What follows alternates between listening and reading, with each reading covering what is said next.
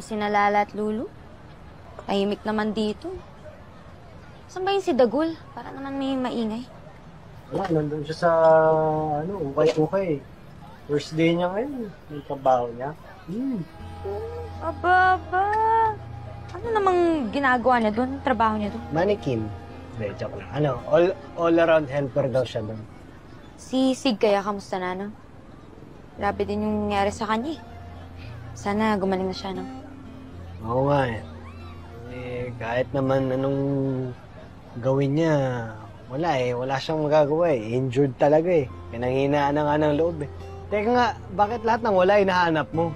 Hindi ka na lang magpasalamat na sinamahan kita dito eh. Mangkol. Astig ah. Bumibili ka rin pala sa ukay-ukay. Oo, ba't naman hindi, di ba? Tsaka ang daming jackpot finds dito. Tapos minsan may vintage pa. Teka, para sa tatay mo ba yung binibili mo? Oh, sa tatay, para sa akin to, no?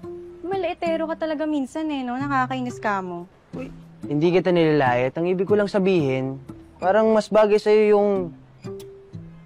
Eto, bagay sa'yo to. Oo. Di ba? Pang Miss Universe yung kadatingan dito. Ba't ba mas marunong ka pa sa bagay sa akin? Ano ba? Suggestion lang naman. Gesture. Pero sigurado kung bagay sa'yo to, i-try mo lang. Di ba? Ang kulit mo, no? Ba't ka ba nangingialam? Worker ka ba dito? Eh, ako lang naman yung future all-around helper mo dito. Present. Gusto ko ang attitude mo. May fashion sense ka. At higit sa lahat, may pleasing personality pa.